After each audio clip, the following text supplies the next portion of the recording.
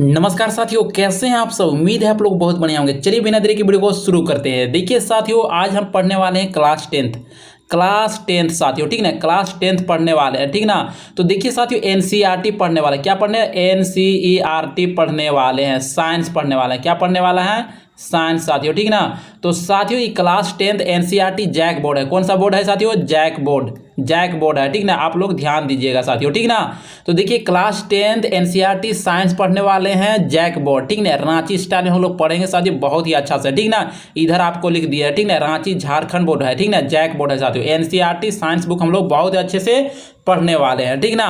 तो देखिए साथियों, साइंस का यहाँ देखिए, साइंस हम लोग पढ़ने वाले हैं क्लास टेंथ का। देखिए, साइंस को 3 भागों में बांटा गया।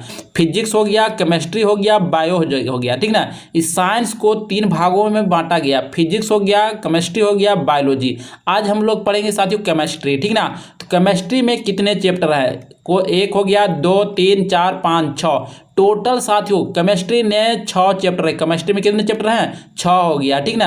रासायनिक अभिक्रिया एवं समीकरण, दूसरा होगा अम्ल क्षार एवं लवण हो गया, धातु और अधातु हो गया, कार्बन तथा इसके यौगिक हो गया, तत्व के आवर्त वर्गीकरण हो गया, और हमारा पर्यावरण। केमिस्ट्री ने साथियों टोटल 6 चैप्टर है। केमिस्ट्री में कितने चैप्टर है? टोटल 6 चैप्टर है साथियों, ठीक ना। तो आज हम लोग पढ़ने वाले साथियों चैप्टर नंबर फर्स्ट, यानी चैप्टर नंबर फर्स्ट पढ़ने वाले हैं, रासायनिक अभिक्रिया एवं समीकरण। चैप्टर नंबर, केमिस्ट्री ने चैप्टर फर्स्ट पढ़ने वाले हैं, ठीक ना। तो देखिए चैप्टर फर्स्ट यानी केमिस्ट्री में देखिए रासायनिक अभिक्रिया एवं समीकरण चैप्टर 1 है साथियों, ठीक ना। केमिस्ट्री है। चलिए बिना देरी के वीडियो को शुरू करते हैं। देखिए, इस चैप्टर से पढ़ने से पहले आपको कुछ आपको फैक्ट बताते हैं, ठीक ना। देखिए, समुद्री घास में आयोडीन पाया जाता है। जो समुद्री घास होता है उसमें क्या पाया जाता है? आयोडीन पाया जाता है। इंसान के शरीर में इतना कार्बन होता है कि उससे ग्रेफाइट की लगभग 9000 पेंसिल बनाई जा सकती है। देखिए साथियों, पेंसिल होता है ना, पेंसिल के अंदर में ग्रेफाइट होता है, ठीक ना। उसी तरह से मनुष्य के शरीर में इतना ग्रेफाइट होता है कि उससे आप क्या कर सकते हैं? 9000 पेंसिल बना सकते हैं साथियों, ठीक ना। तो देखिए, फैक्ट नंबर 3 है भारी जल मतलब होता है गंदा पानी। भारी जल मतलब क्या होता है? गंदा पानी। देखिए 3.8 डिग्री सेल्सियस पर जमता है। गंदा पानी जो है, भारी जल जो है 3.8 डिग्री सेल्सियस पर जमता है। जबकि मीठा जल मतलब क्या समझना? अच्छा वाला जल, ठीक ना। मीठा जल साफ होला, एकदम पूरा फ्रेश होला, ठीक ना। मीठा जल जो है 0 डिग्री सेल्सियस पर जमता है। ये आप लोग याद रखिए। ये फैक्ट नंबर 3 था। फैक्ट नंबर 4 याद रखिएगा। विश्व प्रसिद्ध एफिल टावर का आधार देखिए स्टील और सीमेंट से मिलाकर बना है, ठीक ना। देखिए, विश्व प्रसिद्ध एफिल टावर जो है उसका आधार जो है स्टील और सीमेंट से मिलकर बना है। ये फैक्ट नंबर क्या था? 4 था साथियों। चलिए फैक्ट नंबर 5 हम लोग बहुत ही अच्छे से पढ़ेंगे। देखिए, सोडियम को मिट्टी तेल में डुबो कर रखा जाता है। ऐसा क्यों किया जाता है साथियों, ठीक ना। वायु के संपर्क में आने से क्या होता है? आप सभी लोग फटाफट कमेंट्स में बताइएगा, ठीक ना। ये कमेंट में देना है, ठीक ना। देखिए फैक्ट नंबर 6 है, जब तक आपको प्यास लगती है तब तक आपका शरीर का लगभग 1% पानी खो चुके होते हैं। जैसे आपको प्यास लगता है ना, तो आप अपने शरीर से 1% जो पानी है आप उसको खो चुके होते हैं, ठीक ना। तब प्यास लगता है। अगर आज के बाद साथियों अगर प्यास लगेगा तो आप समझ जाइएगा कि आपका शरीर से 1% जो पानी है वो आप खत्म हो चुका है, ठीक ना। वो क्या हो चुका है? 1% पानी आप खो चुके हैं अपना शरीर से, ठीक। देखिए फैक्ट नंबर 7 है, आवर्त सारणी पर प्रदर्शित न होने वाला एकमात्र अक्षर जे है साथियों, ठीक। आवर्त सारणी पर प्रदर्शित न होने वाला एकमात्र अक्षर कौन सा है? जे है। जे आंसर हो जाएगा, याद रखिएगा, ठीक ना। औसत वयस्क मानव शरीर में लगभग 0.4 पाउंड या साथियों 200 ग्राम नमक पाया जाता है। आपका शरीर जो है साथियों उसमें क्या होता है? 200 ग्राम नमक पाया जाता है। नमक का सूत्र क्या होता है? NaCl, ठीक ना। जो नमक जो आपका शरीर में है 200 ग्राम पाया जाता है आपका शरीर में, ठीक। अब फैक्ट नंबर चलते हैं 9 में साथियों, ठीक ना। यदि आप साथियों देखिए वेरी इंपॉर्टेंट, यदि आप पानी से भरे एक गिलास में अगर साथियों एक गिलास ले लीजिए कांच वाला, उसमें पानी रहना चाहिए, थोड़ा सा भरा से थोड़ा सा कम होना चाहिए, ठीक है, पूरा भरल नहीं होना चाहिए। और उसमें क्या करते हैं, एक मुट्ठी नमक डाल दीजिए, ठीक ना, तो पानी का स्तर बढ़ने के बजाय वो क्या होता है, पानी का स्तर घटता है। ये आप लोग याद रखिएगा, ठीक ना। तो चलते हैं साथियों, हम लोग बिना देरी के वीडियो को शुरू करते हैं, ठीक है। ये फैक्ट था, आपको कैसा लगा ये फैक्ट आप लोग कमेंट से जरूर बताइएगा, ठीक। देखिए साथियों, इस टॉपिक में देखिए साथियों, चैप्टर नंबर हम लोग कौन पढ़ रहे थे, चैप्टर नंबर हम लोग फर्स्ट पढ़ रहे हैं, ठीक ना। तो इस चैप्टर में साथियों आप देखना है, अब इसमें देखना है कितने टॉपिक है, इसमें टोटल कितने टॉपिक पढ़ने के बाद हमको क्लियर होगा, ठीक ना। तो देखिए पहला टॉपिक है रासायनिक अभिक्रिया के बारे में पढ़ना है। इसमें क्या पढ़ना है, सबसे पहले रासायनिक अभिक्रिया के बारे में पढ़ना है। तो पॉइंट नंबर 2 में पढ़ना है अभिकारक या प्रतिफल के बारे में पढ़ेंगे। तीसरा में पढ़ेंगे रासायनिक अभिक्रियाओं का विशेषता, इसके क्या क्या विशेषता है रासायनिक अभिक्रिया के। और 4 में पढ़ेंगे रासायनिक समीकरण के बारे में पढ़ेंगे। क्या पढ़ेंगे, रासायनिक समीकरण के बारे में पढ़ेंगे। 5 में पढ़ेंगे समीकरण लिखने का नियम, समीकरण हम लोग कैसे लिख सकते हैं, ठीक ना, इसके नियम को हम लोग क्या करेंगे, जानने का प्रयास करेंगे, पूरा अच्छा से जानेंगे, ठीक ना। और 6 में है संतुलित एवं असंतुलित रासायनिक समीकरण को। देखिए साथियों, कौन सा संतुलित है कौन सा असंतुलित है, इसको भी रासायनिक समीकरण हम लोग सीखेंगे, ठीक ना। और 7 में है साथियों रासायनिक समीकरण को संतुलित करना। 7 में हम लोग सीखेंगे कि रासायनिक समीकरण को आप कैसे बैलेंस कर सकते हैं, संतुलित कैसे कर सकते हैं। देखिए पॉइंट नंबर 8 है रासायनिक समीकरण के उपयोग से क्या लाभ है। देखिए रासायनिक समीकरण के उपयोग से आपको क्या क्या लाभ मिलेगा, ठीक ना, क्या इससे फायदा होगा, इसके बारे में हम लोग पॉइंट नंबर 8 में जानेंगे। और 9 में जानेंगे साथियों रासायनिक समीकरण को अधिक उपयोगी बनाना, ठीक ना, रासायनिक समीकरण को अधिक से अधिक कैसे आप उपयोग में ला सकते हैं, ठीक ना, रासायनिक समीकरण को अधिक से अधिक उपयोगी बनाने के लिए हम लोग भी सीखेंगे। और देखिए साथियों 10 में क्या, रासायनिक अभिक्रिया के प्रकार, रासायनिक अभिक्रिया जो होते हैं कितने प्रकार के भी होते हैं, ये भी हम लोग सीखेंगे, ठीक ना। रासायनिक अभिक्रिया के प्रकार के बारे में हम लोग बहुत अच्छे से डिटेल पढ़ेंगे। और 11 में पढ़ेंगे दहन और ज्वाला के बारे में पढ़ेंगे। और 12 पॉइंट में पढ़ेंगे द्रवीभूत पेट्रोलियम गैस के बारे में हम लोग बहुत अच्छे से पढ़ेंगे। टोटल इसमें 12 पॉइंट है साथियों, ठीक ना, इसको हम लोग पढ़ेंगे तो पूरा खत्म हो जाएगा ये चैप्टर, ठीक ना। देखिए साथियों टोटल इसमें 12 पॉइंट हम लोग इस चैप्टर में पढ़ेंगे। चलिए बिना देरी के वीडियो को शुरू करते हैं। सबसे पहली बात आता है कि रसायन जो है साथियों किससे मिलकर बना है। देखिए यहाँ पे रसायन है, क्या है, रसायन रस और आयन, ये दोनों शब्दों से साथियों रस और आयन से मिलकर क्या बना है, रसायन, ठीक ना। तो देखिए साथियों सेंटर में हमेशा क्या होता है, प्रोटॉन और न्यूट्रॉन होता है। और इलेक्ट्रॉन जो होता है साथियों इसके चारों ओर क्या होता है, घूमते रहता है, ठीक ना। हमेशा याद रखिएगा जो सेंटर में होता है साथियों नाभिक में हो जाता है, क्या हो जाता है, नाभिक में हमेशा क्या रहता है, प्रोटॉन और न्यूट्रॉन होता है। इलेक्ट्रॉन जो है साथियों इसके चारों ओर राउंड गोला गोला घूमते रहता है, ठीक ना, अदन साथियों घिंदरी के जैसा, ठीक ना, आप लोग याद रखिएगा। अब इसमें देखिए Na मतलब क्या होता है, आपको याद होना चाहिए, ठीक है, Na प्लस हो गया इसका पावर, इसको देखिए मुंडी में प्लस लिख दिए, इसका मतलब ये क्या है, सोडियम जो है साथियों इलेक्ट्रॉन क्या हुआ, पाया है, ठीक ना। और ये माइनस के मतलब क्या होता है, इलेक्ट्रॉन खोया है साथियों, ठीक ना। धनायन बोलेंगे घनायन, ठीक ना, धनायन बोलेंगे ऐसे को ऋण आयन, माइनस वाला क्या बोलेंगे, ऋण आयन। जो इलेक्ट्रॉन खोया है उसको क्या करेंगे, ऋण आयन, जो पाया है उसको क्या बोलेंगे, धन आयन, ठीक ना। आप लोग याद रखिएगा प्लस वाला पाया है और माइनस वाला खोया है, इतना आपको याद रखना चाहिए, ठीक ना। चलिए आगे चलते हैं साथियों। देखिए मोस्ट इंपॉर्टेंट क्वेश्चन है, ठीक ना, फादर ऑफ केमिस्ट्री किसे कहते हैं, बताइए फादर ऑफ केमिस्ट्री किसे कहते हैं। इसका सही आंसर हो जाएगा साथियों लेवोजियर इसका सही आंसर होगा, क्या हो जाएगा, लेवोजियर इसका सही आंसर। फादर ऑफ केमिस्ट्री किसे कहते हैं, लेवोजियर इसका सही आंसर होगा साथियों, ठीक ना। तो इसके बाद हम लोग तत्व के बारे में पढ़ेंगे, क्या के बारे में पढ़ेंगे, तत्व के बारे में, यानी एलिमेंट आप बोल सकते, क्या किसके बारे में, इंग्लिश में एलिमेंट होता है, हिंदी में तत्व होता है, तो हम लोग बहुत अच्छे से जानेंगे। तो टोटल इसमें एलिमेंट जो है, तत्व जो है, टोटल इसमें तत्व की संख्या कितना होता है, 118 तत्व की टोटल संख्या कितना होता है, 118, जिसमें से हम लोग साथियों 30 केवल हम लोग 30 तत्व जो है, केवल 30 तत्व ही हम लोग यूज करते हैं, ठीक ना।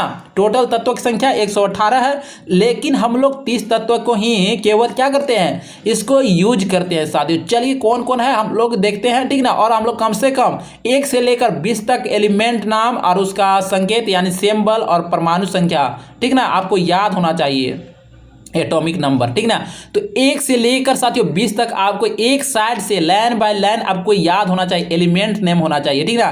तत्व के नाम याद होना चाहिए, उसके बाद होना चाहिए संकेत भी होना चाहिए, और उसके बाद परमाणु संख्या भी होना चाहिए। देखिए हाइड्रोजन जो है साथियों पहला नंबर में होता है। हाइड्रोजन कौन सा नंबर में होता है? पहला नंबर में। देखिए परमाणु संख्या हाइड्रोजन कितना होता है?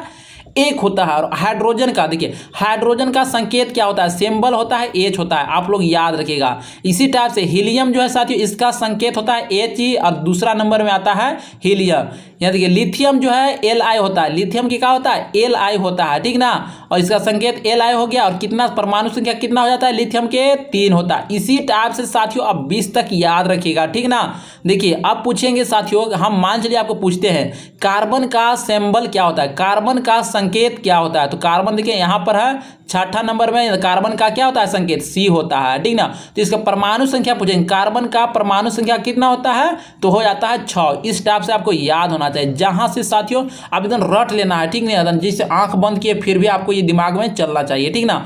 अब इसके बाद हम लोग बहुत ही अच्छे से पढ़ने वाले हैं। देखिए इसका मतलब क्या समझेंगे। देखिए H2 या O2 है। देखिए H मतलब कम से कम आपको अभी के लिए फिलहाल के लिए आपको दिमाग में चलना चाहिए, H का मतलब हाइड्रोजन होता है, O का मतलब ऑक्सीजन हो जाता है, ठीक ना। अब ये बात आता है, देखिए 2 यहाँ पर काहे लिखते हैं? तो ये गैस का ये अथी करता है, मतलब संकेत देता है, ठीक ना। ये गैस है, ठीक ना, इसका मतलब ये गैस है साथियों, ठीक ना।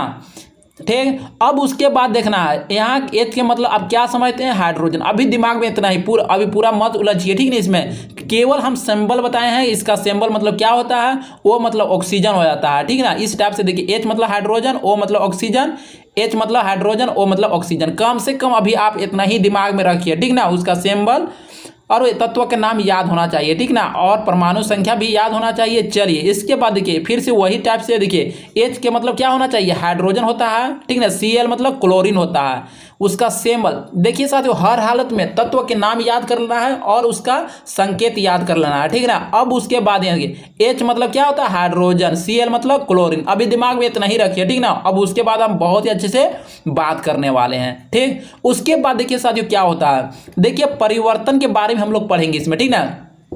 परिवर्तन किसको कहते हैं, ठीक ना। परिवर्तन के बारे में हम लोग बहुत ही डिटेल, बहुत अच्छे तरह, बहुत ही बारीकी से पढ़ने वाले हैं, ठीक ना। यानी परिवर्तन का इंग्लिश में बोलते हैं चेंज। क्या बोलते हैं? चेंज। देखिए परिवर्तन जो है 2 प्रकार का होता है। क्या होता है? 2 प्रकार का होता है साथियों, आप लोग ध्यान दीजिएगा। परिवर्तन जो कितने प्रकार का होता है? 2 प्रकार के, ठीक ना। एक होता है जैसे मान चलिए ये पानी है, क्या है ये? पानी है। पानी को देखिए इसको हम क्या करते हैं? पानी को हम बर्फ बना देते हैं, पानी को जमा के क्या करते हैं? बर्फ बनाते हैं, और फिर बर्फ को क्या करते हैं? इसको हीट देते हैं, ठीक ना। इसको हीट देने के बाद फिर से पानी मिल जाता है।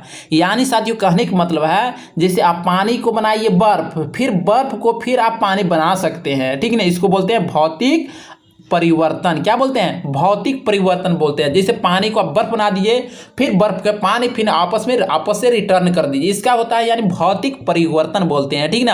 अब इसको बात देखिए, एक ये तो हो गया भौतिक परिवर्तन। अब एगो देखिए एक और क्या होता है, ऐसे मान चलिए आपके पास बोरा में आलू है, ठीक ना। अब आलू लाए हैं, ठीक ना, आलू लाए हैं सब्जी बनाने के लिए। आलू को आप काट काट के यहाँ देखिए चकता आप बना दिए, आलू काट क्या कर दिए? चकता बना दिए, छोटा छोटा पीस बना दीजिए। अब उसके बाद देखिए इधर से हीट देते हैं, तो उस मतलब क्या करते हैं? इसको सब्जी बनाते हैं। सब्जी बनाने के बाद ये आपस में साथ चिपक जाता है, सब्जी जो है आपस में क्या होता है? चिपक हो जाता है, ठीक ना। तो फिर से क्या हम सब्जी को आलू बना सकते हैं? नहीं बना सकते हैं। वापस से फिर हम पहला वाला थी स्टेप में नहीं जा सकते। जिसे आलू को हम सब्जी बना सकते हैं, फिर सब्जी को चाहेंगे तो आलू बना सकते हैं? नहीं बना सकते हैं, ठीक ना।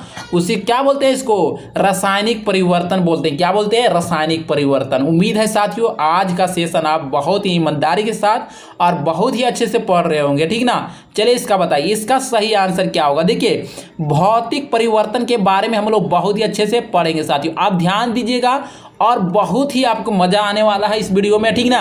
भौतिक परिवर्तन, फिजिकल चेंज मतलब, ठीक ना। इसका देखिए भौतिक परिवर्तन को इंग्लिश में क्या बोलते हैं? फिजिकल चेंज बोलते हैं, ठीक। इसमें क्या होता है साथियों, देखिए इस परिवर्तन में पदार्थ के केवल भौतिक गुण में परिवर्तन होता है, ठीक ना। जैसे साथियों भौतिक परिवर्तन में क्या होता है, इस परिवर्तन में पदार्थ, कोई भी वस्तु पदार्थ है, उसका केवल भौतिक गुण, जो इसका क्या होता है? भौतिक गुणों में परिवर्तन होता है, खाली भौतिक गुणों में ही परिवर्तन होता है उसे हम भौतिक परिवर्तन बोलते हैं, ठीक ना। इस परिवर्तन में क्या होता है, पदार्थ केवल भौतिक गुणों में परिवर्तन होता है, उसे हम भौतिक परिवर्तन बोलते हैं। इस टाइप से आप बोल सकते हैं, ठीक ना। जैसे हो गया, अब ध्यान एग्जाम्पल के माध्यम से समझाते हैं, ठीक ना। आप लोग कान खोल कर बैठ जाइएगा साफ करके, ठीक ना। उसके बाद जल से बर्फ का बनना, जैसे आप जल को क्या करते हैं, बर्फ बना सकते हैं, ठीक ना, ठीक ना। जल को क्या कर सकते हैं, बर्फ बना सकते हैं, ठीक। मोम का पिघलना, बल्ब का जलना, फल का क्या होता है, कटना, चावल से भात बनना। मान चलिए आपको पूरा डिटेल अच्छा तरीके से समझाते हैं, ठीक ना। क्या होता है देखिए, भौतिक परिवर्तन में क्या होता है, जैसे आप जल को क्या बना सकते हैं, बर्फ बना सकते हैं। जल को आप जमा के बर्फ बना सकते हैं, फिर बर्फ को क्या करते हैं, हीट दे के फिर से आपस में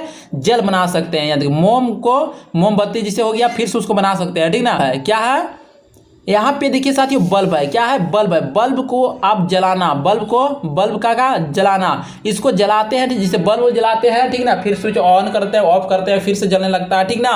अब देखिए फल का काटना, ये भी है साथियों, फल का काटना क्या हो जाता है, ये भी हमारा आंसर हो जाता है, ठीक ना। ये भी हम इसके माध्यम से भी हम समझ सकते हैं, ठीक ना।